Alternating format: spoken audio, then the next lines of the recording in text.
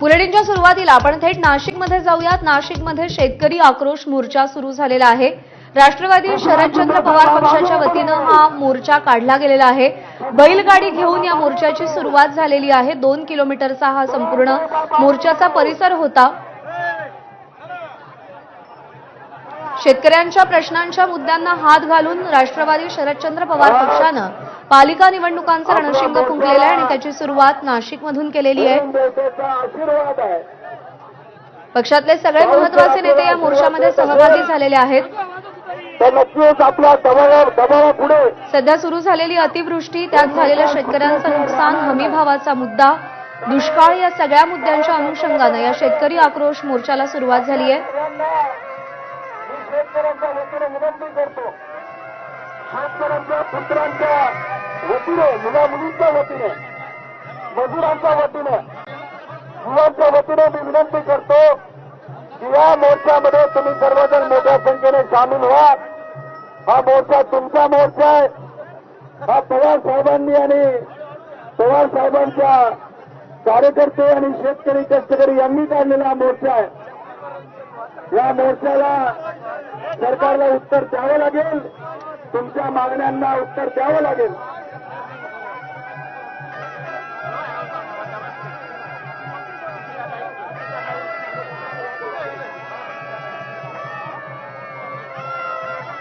शेतकऱ्याची कर्जमाफी, एवढा कमी आवाज चालणार नाही। शेतकऱ्याची कर्जमाफी, पुढे पुढे असणाऱ्या लोकांना विचारते, शेतकऱ्याची कर्जमाफी, शेतकऱ्याचा सातबारा। एवढा कमी आवाज असेल तर झोपडीवर सरकार जागा होत नाही। शेतकऱ्याची कर्जमाफी, माझ्या असणाऱ्या लोकांना मी विचारतो, शेतकऱ्याची कर्जमाफी असं कसं देत नाही, असं कसं देत नाही। जे कुणी आडोशाला होते त्याला विनंती आहे, कष्ट घेतल्याशिवाय आपल्या मागण्या पूर्ण होणार नाही। त्यांना पाऊस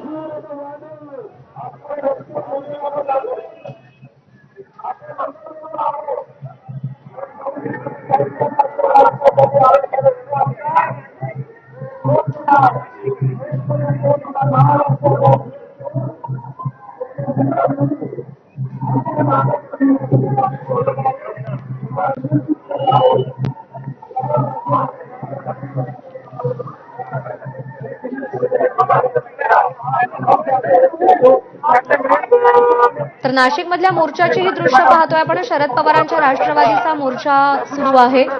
मोठ्या प्रमाणात शेतकऱ्यांचा देखील सहभाग या मोर्चामध्ये आपल्याला दिसतोय। घोषणाबाजी केली जाते आणि शेतकऱ्यांचे जे मुद्दे आहेत, त्यांच्या ज्या समस्या आहेत, त्या सगळ्यांच्या अनुषंगानं या मोर्चामध्ये भाष्य केलं जात आहे। सर्व आमच्या जिल्ह्याचे, राज्याचे शरदचंद्र पवार राष्ट्रवादीचे पदाधिकारी, कार्यकर्ते याच्यामध्ये सहभाग घेत आहेत, शेतकरी सहभाग घेत आहेत। निलेश बुधावले आपले प्रतिनिधी आपल्याला या सगळ्या संदर्भात अधिक अपडेट देतील।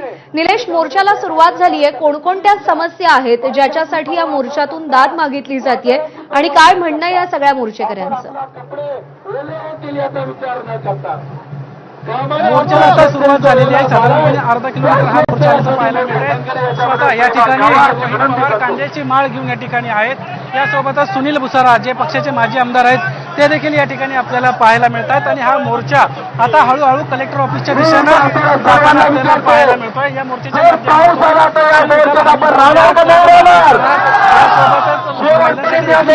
अशा पद्धतीची मागणी जी आहे ती या सर्व आंदोलकांची आहे आणि आता हा मोर्चा कलेक्टर ऑफिसच्या दिशेने जायला मिळतोय।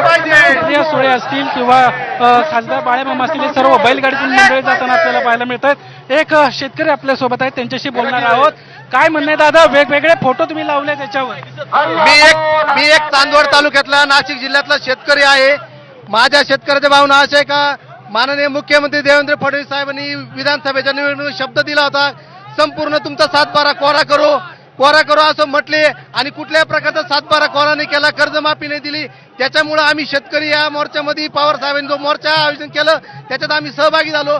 आमचं म्हणणं शेतकऱ्यांचं असं आहे आमच्या जो कांदा 7 ते 8 रुपये किलो आला त्याला काहीतरी त्यांनी अनुदान द्यावं आणि संपूर्ण सातबारा कोरा करावं आणि संपूर्ण शेतकऱ्याचे जे कर्ज असेल ते शब्द दिले त्याप्रमाणे पूर्ण माफ करावे ही आमची शेतकऱ्यांची अपेक्षा. आपण पाहतो शेतकऱ्यांच्या अपेक्षा आपण या ठिकाणी पाहिलेल्या आहेत की पूर्णपणे कर्जमाफी केली पाहिजे, योग्य हमी भाव मिळाला पाहिजे असे या सर्व या शेतकऱ्यांचं म्हणणं असतं आपल्याला दिसतंय. आणि मोर्चा आता कलेक्टर ऑफिस पासून 1 किलोमीटर दूर आहे. साधारणपणे पुढच्या 1 तासामध्ये हा मोर्चा या ठिकाणी पोहोचेल आणि त्यानंतर जाहीर सभा त्या ठिकाणी पार पडणार आहे. त्यानंतर या ठिकाणी वेगवेगळ्या प्रकल्पांसंदर्भामध्ये त्या ठिकाणी आपण प्रयत्न करणार आहोत. त्यांचं म्हणणं आहे हे देखील या ठिकाणी काय म्हणणं आहे मोर्चा हळूहळू कलेक्टर ऑफिसच्या दिशेला आपल्याला जाताना दिसतोय. खासदार आमदार माजी खासदार माजी आमदार सर्व पदाधिकारी शेतकरी कष्टकरी युवा विद्यार्थी महिला गजाननभाऊ शेलार दत्ताभाऊ पाटील आमचे जिल्हा आजच्या या मोर्चाच्या निमित्तानं राज्यभरात शेतकरी मोर्चात आहेत. युवाचे पदाधिकारी पीक हमी लवकरात लवकर मिळायला हवी यासोबतच जे काही 1400 हेक्टर जमीन या ठिकाणी बाधित आहे तिला मदत मिळाली पाहिजे असं देखील म्हणणं आहे. पुढचा मोर्चाचा हा दुसरा टप्पा आपण या ठिकाणी पाहतोय.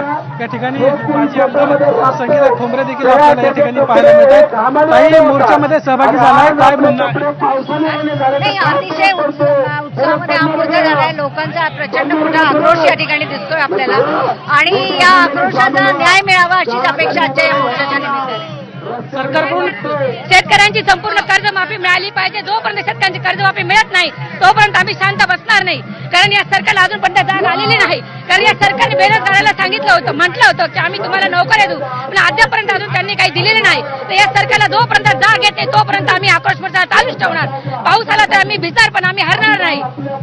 आपण पाऊस मोठ्या प्रमाणात आला तरी मागं सरणार नाही अशा पद्धतीची भूमिका या सर्व या ठिकाणी आपल्याला पाहायला मिळते. हळूहळू हा मोर्चा जो आहे तो आता जिल्हाधिकारी पाहायला मिळतोय. या मोर्चामध्ये तुतारी वादक आहेत, आदिवासी बांधव आहेत आणि सर्व मंडळी जी आहेत ती या बैलगाडीतून आता कलेक्टर ऑफिसच्या दिशेने आपल्याला जाताना दिसत आहे.